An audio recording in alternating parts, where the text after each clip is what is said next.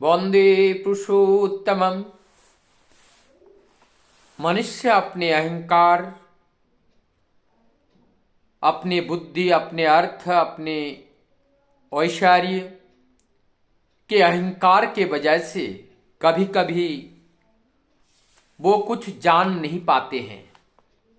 अहंकार हमारे जीवन के लिए पतन का कारण इसलिए ही होता है। आज का जो विषय वस्तु है वो है चुटिया को लेकर। एक लंबा चुटिया जो हमारे सनातन धर्म अवलंबी सनातनियों के परंपराओं के अंतर्गत एक कैरेक्टर्स चुटिया का होता है। जैसे हमारे जनेऊ का है, ठीक उसी प्रकार से चुटिया का भी एक महत्व है। एक दिन हमारे परम श्रद्ध पांडित्य के धनी, अनेकों ज्ञानी, बुद्धिमान, तर्क शक्ति में भी सर्व अग्रणी ऐसे ज्ञानवान भक्त परम श्रद्ध श्री पंचानंदा, उनके दीक्षा का भी एक बहुत बड़ा इतिहास है। उन्होंने अनेक परीक्षण करके वैज्ञानिक विधि विधान के माध्यम से तभी जाकर के उन्होंने परमपिता को गुरु रूप में ग्रहण किया है। और आप जब गुरु रूप में ग्रहण किया तो संपूर्ण रूपेण उन्होंने ग्रहण किया, बिना संशय के साथ, संपूर्ण विश्वास के साथ उन्होंने प्रभु के चरण में अपने जीवन को समर्पण किए हैं। आज पंचानंदा प्रभु के पास आते हैं, प्रणाम करके बैठते हैं। अचानक परमपिता का दीर्घ या भविष्य की कौन सी लीला का सृजन कर रहे हैं, ये तो वही जानते हैं जो लीला को रचते हैं। ऐसे ही एक लीला का रचना किया गया और उस लीला का उद्गम स्थल हमारे परम श्रद्धेय पंचानंदा से शुरू होता है। पंचानंदा को ठाकुर अचानक बुलाते हैं और बुला करके पूछते हैं, पंचानंदा आपका चुटिया कहाँ है? और जब ये चुटिया की बात करते हैं, पंचानंदा एक हाथ उठा करके अपने पीछे चुटिया के ऊपर रखते हैं और अपने आप में लज्जा बोध करते हैं, क्योंकि चुटिया तो उनका है ही नहीं। तो जब सिर को झुका करके ठाकुर जी के पास दिखाते हैं, चुटिया उनको नहीं है, तब ठाकुर जी बोलते हैं, पंचानंदा आप चुटिया रख लीजिए। और चुटिया रखने से बहुत अच्छा होगा ना। जब ठाकुर जी का आशीर्वाद हुआ भक्त को, ठाकुर जी की इच्छा है चुटिया रखने से अच्छा होगा। भक्त यही जानते हैं ठाकुर जी को जो अच्छा है वही हमारे लिए अच्छा है। पंचानंदा वहां प्रणाम किए और प्रणाम करने के बाद उठ करके चले जाते हैं और जाकर के सीधा नाई के पास जाते हैं और जाकर के बीच में चुटिया रख करके पूरा गंजा हो लेते हैं। उसके बाद वो चुटिया धीरे धीरे बढ़ता है। जब भी परम दयाल चिची ठाकुर वो जी के पास पंचानंदा जब आते हैं तो ठाकुर जी उस बात को फिर उल्लेख करते हैं, पुनरुच्चारण करते हैं, पंचानंदा आपका चुटिया कैसा है? फिर पंचानंदा दिखाते हैं कि ये चुटिया कैसे हैं। और प्रत्येक दिन इस तरह से पूछते चले जाते हैं और धीरे धीरे पंचानंदा का जो चुटिया है वो लंबाई में भी वृद्धि हुआ और चौड़ाई में भी वो वृद्धि हुआ। और होने के बाद एक दिन सभी भक्त लोग बैठे हैं तो ठाकुर जी पंचानंदा को कहते हैं कि पंचानंदा आप एक फूल भी चुटिया में बांध लीजिए और बांध करके खूब हिलाइए। और गुरु की निर्देश है, गुरु का आशीर्वाद है। पंचानंदा फूल को बांध लेते हैं चुटिया में और खूब घुमाते हैं और खूब घुमाते हैं। चले ये प्रसंग चल रहा है, अब इस प्रसंग को हम थोड़ी देर के लिए विराम देते हैं, इसको रख देते हैं।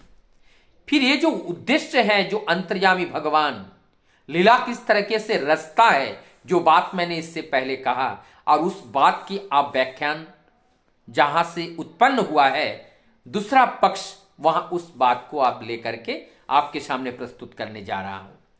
ये बात है हिमायतपुर की, पाबना आश्रम की बात है। और वहां पे एक पाबना आश्रम में एडवर्ड कॉलेज, वहां पांडित्य के धनी सभी विद्वान लोग वहां रहते थे। और उस विद्वानों के पास एक पंडित जो चुटियाधारी, एक बड़े पंडित वहां आते हैं। आकर के उस कॉलेज के जितने भी पंडित थे, सारे पंडित से धर्म चर्चा होती है और वो धर्म चर्चा में सारे पंडित पराजय होते हैं। और जब पराजय हो गए तब उस एडवर्ड कॉलेज के जो पंडित लोग हैं उन्होंने कहा कि आपके अगर अपने ज्ञान का परिमापन करना है तो आप जाइए सत्संग आश्रम, वहां पर भी अनेकों पंडित लोग हैं, वहां जाकर के आपके ज्ञान का समकक्ष व्यक्ति वहां मिल सकता है। और ये जो एडवर्ड कॉलेज है, ये ठाकुर जी के सत्संग का जो संस्था है, इसको बहुत अच्छे नजर से नहीं देखते थे, लेकिन उन्होंने इसलिए भेजा ताकि वहां ये पंडित पहुंचे और जाकर के पंडित अगर हार जाएं तब भी उनको फायदा, और अगर वो जो ठाकुर के वहां पे आश्रम के लोग और ठाकुर हार जाएं तो वो उनका फायदा, क्योंकि वो आश्रम से ईर्ष्या करते हैं। तो अगर आश्रम के लोग हार जाए या ठाकुर हार जाए, उससे भी उनकी खुशी होगी। और इनसे इसलिए खुशी होगी कि इन पंडित ने इनको पराजय कर दिया, इसलिए पंडित भी पराजय हो जाए तब भी खुशी और पंडित जीत जाए तब भी खुशी। दोनों हाथ में लड्डू हैं। किनका? ये एडवर्ड कॉलेज का। इस तरह से वहां पे गए और जाकर के वहां बातें होती हैं, वहां ठाकुर जी को जाकर के प्रणाम करते हैं। और तब परम दयाल श्री ठाकुर जी के पास बैठे हुए थे परम श्रद्ध किष्टदा, और परम श्रद्ध किष्टदा उन लोगों से बातचीत करते हैं। और बातचीत करने के बाद उन लोगों से एक प्रश्न हमारे परम श्रद्ध किष्टदा पूछते हैं, और कहते हुए पूछते हैं कि आप लोगों के मन में एक चिर निरुत्तरीय एक प्रश्न जो आपके मन के अंदर बीजाकार में पड़ा हुआ है, जिसका उत्तर आप लोगों को नहीं मिल रहा है, आज वही उत्तर परम दयाल के पास से हम सब लोग जानेंगे। वही प्रश्न करते हैं। इन्होंने अपने प्रश्न बताए नहीं, लेकिन हमारा परम श्रद्ध किष्टदा उस प्रश्न, जो प्रश्न इन लोगों के मन में है, उस प्रश्न को वहां पे उपस्थापना किया परम दयाल के सामने, उनसे पूछे बिना। और आप परम दयाल से ठाकुर अबाड मन सगचुराम, उनका मन तो सब जगह है, वो सब जगह वो विराज करते हैं। अब जो आप प्रश्न पूछा, कौन सा प्रश्न? चित्त वृत्ति निरोधा। ये चित्त वृत्ति जोगस्य चित्त वृत्ति निरोधा, योग च चित्त वृत्ति निरोधा, योगा च चित्त वृत्ति निरोधा। जब हम योग होते हैं, उस परम सत्य के साथ जब हम जुड़ते हैं, तभी जाकर के हमारी चित्त की वृत्ति शांत होती है। जब तक हम उस परम सत्ता के साथ जुड़ नहीं पाते हैं, तब तक हमारे चित्त में वो वृत्तियां उत्पन्न होने लगती हैं, और वही मन है, वो चंचल मन है। वो चंचल मन एक एक वृत्ति रूप धारण करते हैं, और इसको निरोध करने का एकमात्र उपाय है उस परम सत्ता के साथ युक्त होने का, जुड़ने का। अब मानो जो पंडित वहां आए थे, उनका प्रश्न का उत्तर बिना पूछे उनका प्रश्न का उत्तर मिल रहे हैं, लेकिन अब तक भी नहीं छोड़ा गया, अभी भी नहीं छोड़ा गया, उनके संशय दूर नहीं हुआ।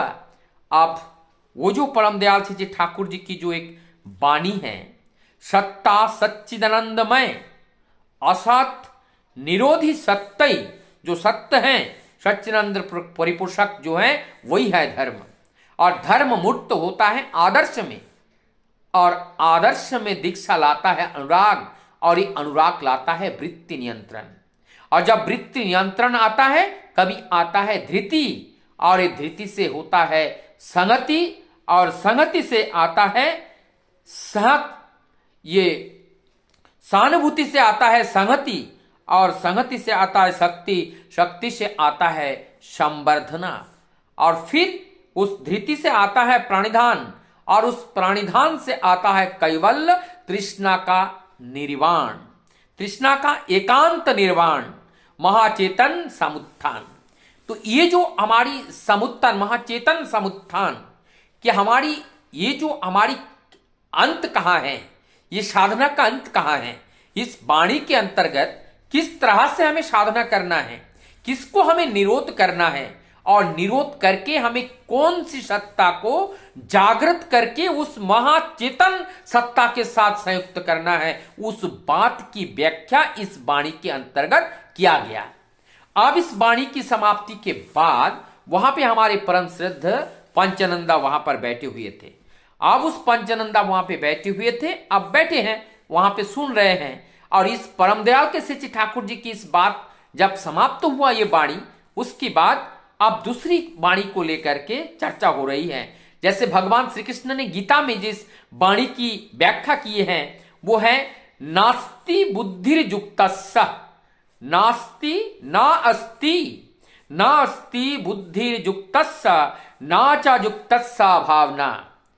जब तक हम उस परम सत्ता के साथ, उस भाव के साथ युक्त नहीं होते हैं, तब तक हम उस परम सत्ता का जो भाव है, जो विचार है, उसको हम समझ नहीं पाते हैं। जिस बात को परम दयाल अपने उस वाणी के अंतर्गत बताए गए हैं, न च अभावयतः शांतिर संतस्सह कुता सुखम।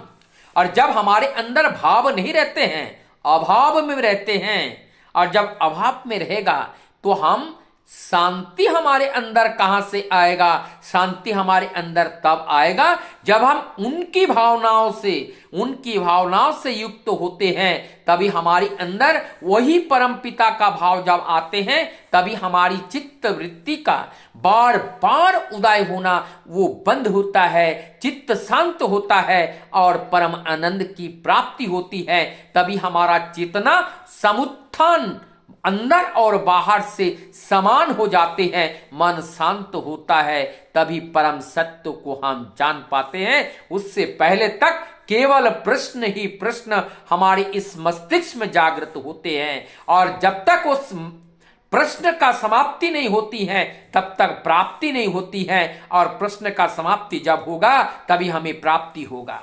लेकिन अभी भी इनका मन शांत नहीं हुआ, और इस मन को शांत करने के लिए अब हमारी परम श्रद्ध पंचनंदा के साथ बात करने के लिए भेज दिए, और पंचनंदा के साथ बातें चल रही हैं।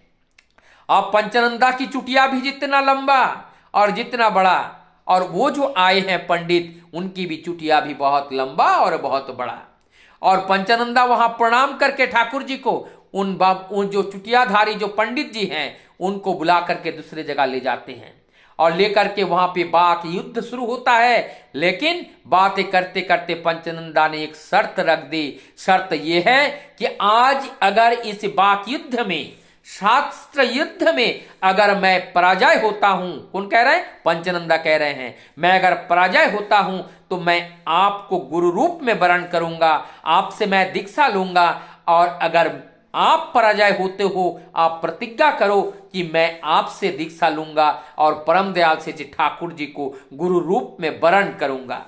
जब इस बात का प्रतिश्रुति वहां पे रखा गया और एक दूसरे को प्रतिश्रुति देने के लिए, तब पंचनंदा प्रतीक्षारत है कि वो पंडित जी क्या कहते हैं। उन्होंने थोड़ा सोचा, एक बार के लिए वो थोड़ा सा रुक गए, लेकिन उन्होंने अपनी प्रतिश्रुति दे दी, और तब जाकर के चर्चाएं शुरू हुई, बातें शुरू हुई, अनेकों बातें। दिन गुजरता गया, रात गुजरता गया, फिर नव प्रभात आया, लेकिन इन लोगों की जो वाक युद्ध है वो समाप्त नहीं हुआ।